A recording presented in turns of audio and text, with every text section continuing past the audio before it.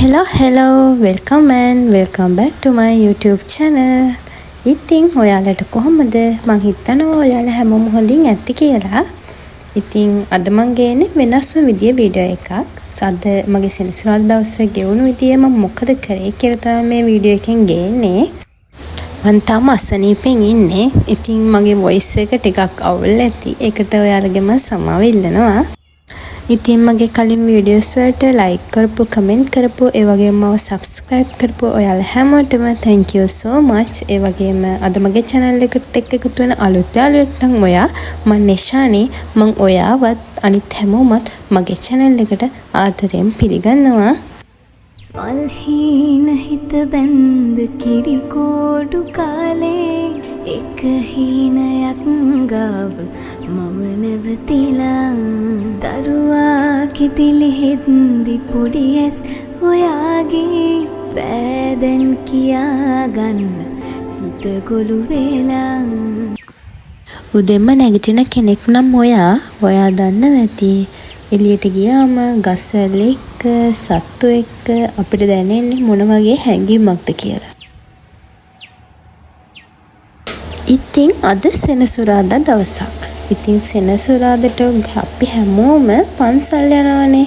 ඒක අපිට ඉස්සර ඉඳන් පුරුද්දක්. ඉතින් සෙනසුරාදට මාත් අම්මත් එක්ක හැමදාම පන්සල් යනවා උදේට. ඉතින් මේ උදේ අපි මේ පන්සල් යන්න තමයි ලෑස්ති වෙන්නේ.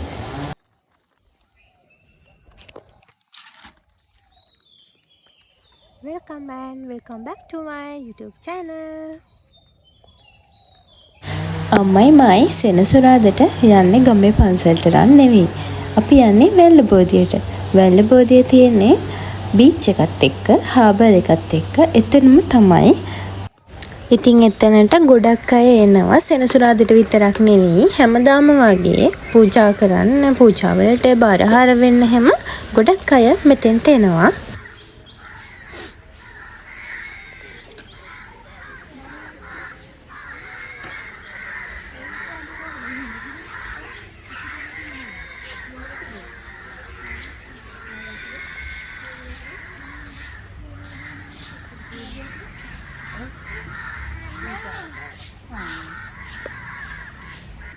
ඉතින් අපිත් හැමදාම සෙනසුරාදට කිරි ආහාර අරගෙන තමයි වැල්ලබෝදියට එන්නේ. අද ඉතින් සුදු මල් ගෙදරින් කඩන් ආවේ නැහැ. නෙළුම් මල් තිබ්බ නිසා ඒව ගෙනාවා. අපි අද ගෙදරින් කඩන් ආවේ රතු මල්, නිල් මල්, කහ මල් විතරයි.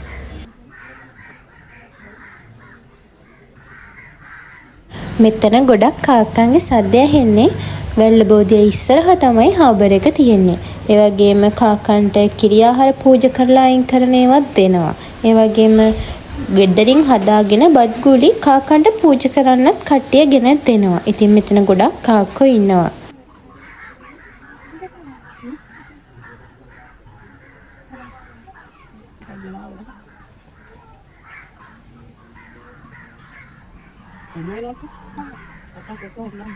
සෙනසුරාදට අපේ ගෙදර නම් හැමදාම කිරි ආහාර හදන්නේ අපේ අම්මා. උදේම නැගිටලා කිරි ආහාර හදනවා. මොකද අපි හැමදාම උදෙන්ම එනවා වැල්ලබෝදියට කිරි ආහාර පූජා කරන්න. කිරි ආහාර, මල්, ගිලම්පස, පැන් හැමදේම අරගෙන තමයි අපි එන්නේ. ඒ කරලා ඇවිල්ලා ඔක්කොම පූජා කරලා ඉවර වෙලා වැඳලා බෝධිය නාවලා තමයි අපි ගෙදර යන්නේ. ඉතින් හැමදාම පන්සල් ගිහින් ගෙදර එන්නේ හිත නිවිලා. හරිම සැනසීමයි. මේ හැමදේම හරි සරලයි. අපි තමා පටලගෙන තියෙන්නේ. මේ කය පොළොවට පස්සෙන් දවසට අපි යන්නේ තනියම. අපි ආදරය කරන හැමෝම දාලා තනියම. මේ විදිහට පේන්න, ඇහෙන්න, හිතන්න හම්බුන හිතින්. මැරෙන්න කලින් අපි ඉපදෙන්නේ ඇයි කියලා හිතලා බලන්න.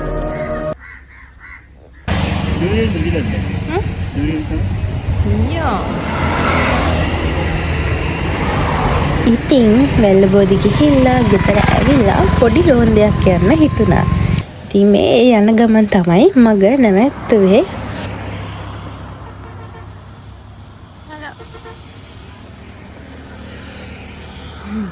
ගොඩ දවසක ඉඳන් ආසාවෙන් හිටියේ දොඩම් වීදුරුවක් බොන්න. මන් දන්නේ නෑ මේක ඇඹුල් දොඩම්ද පැණි දොඩම්ද කියන්නේ. හැබැයි මාරම රසයි. මං හරිම ආසයි.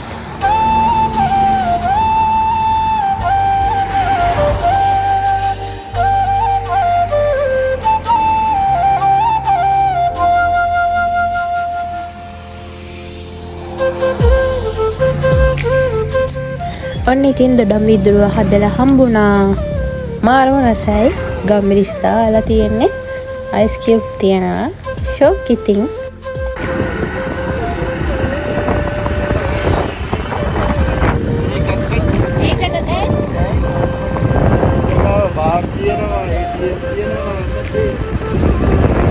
ඉතින් මේ අපි ඕපදූපයක් කතා කරගෙන යාළුවෙක්ගේ ගෙදර යන ගමන් ඒ යන ගමන් පෙරපාසල් ළමයි දුන්නු අයිස්ක්‍රීම් දන්සලකුත් අපිට හම්බුණා. කොහමද ඔයාට? කොහමද? අනේ ඌව වුණාද?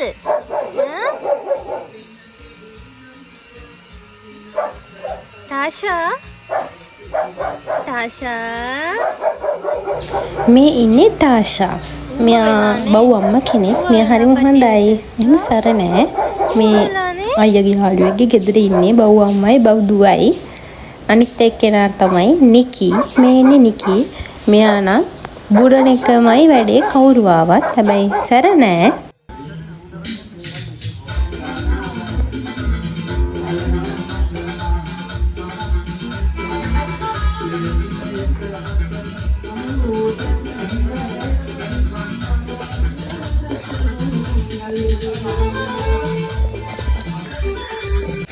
ඉතින් එහෙ ගිහිල්ලා ඇවිල්ලා අපි ගෙදර ඇවිත් අපේ වගාවට පොඩ්ඩක් ගියා.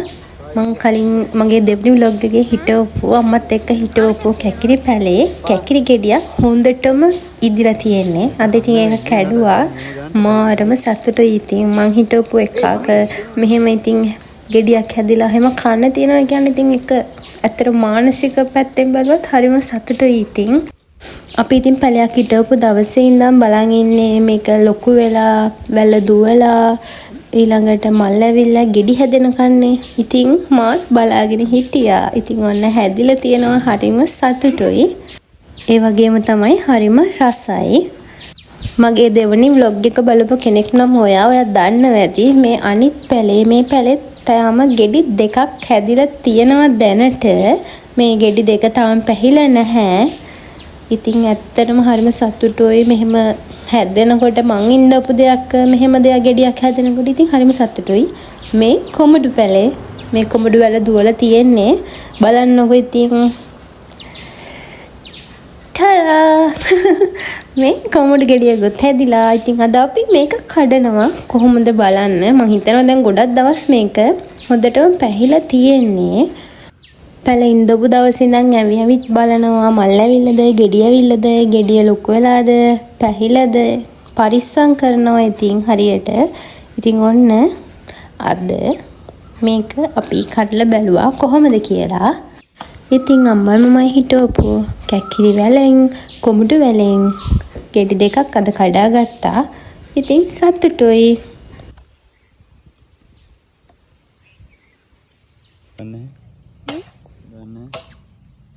ඇත්තටම කැකිරි ගෙඩිය වගේම මේ පැණි කොමුඩු ගෙඩියත් හරිම රසයි. ගොඩාක් ලොකු නොවුනට ඇත්තටම රසයි.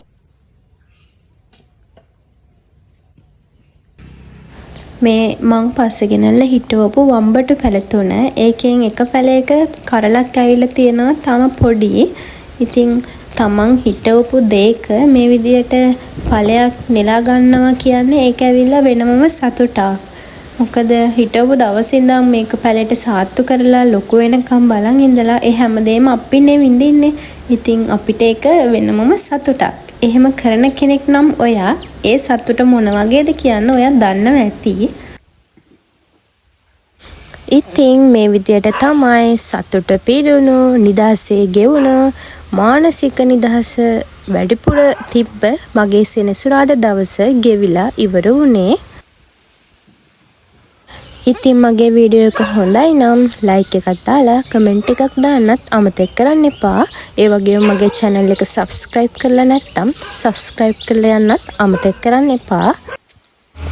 මගේ මේ වීඩියෝ එක ඉවර වෙනකම් බලුවට ඔයාලට thank you. next vlog එකකින් හම් වෙනකම් මං අදට ගිහින් එන්නම්. පරිස්සමින් සතුටින් ඉන්න. bye bye. කවුරුත් ළඟ නැති කාලේ ඔබ මගේ ළඟ රැඳුණා.